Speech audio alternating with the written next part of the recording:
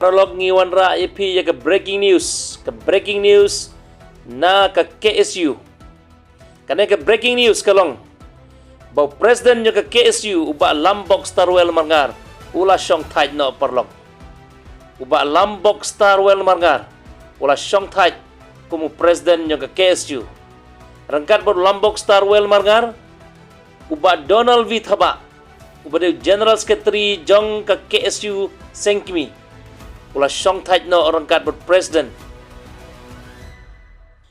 Parlok habakine ki argut ki nong tre ki ba hakmat jong KSU ki la syong thaj.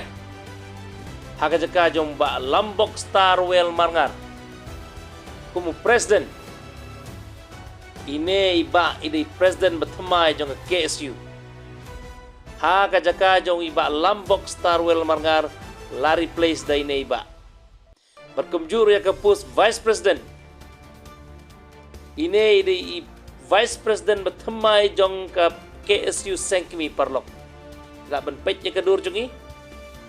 General Secretary jong ke KSU iba temai. Ide ini iba iban replace sa kajaka jong iba Donald V Thaba. Kumbalong mentap parlok ke KSU kan sepelong ya ke jingjit ke bertemai kinong kitkam. Kata kadai hakasin ke bakat nriu. Hakasin ke bakat nriu perlok. Ngin yo yakin nongkit kam kibat temai jong ke KSU. Bat ngingait kem.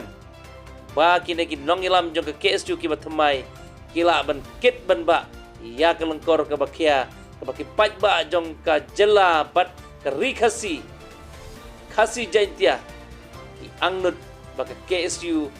Kandai ke wei ke seng. Kaban ra ya ke imlang ke salang jong ke ri bat ke jaj ben riu parlok kublai shibun.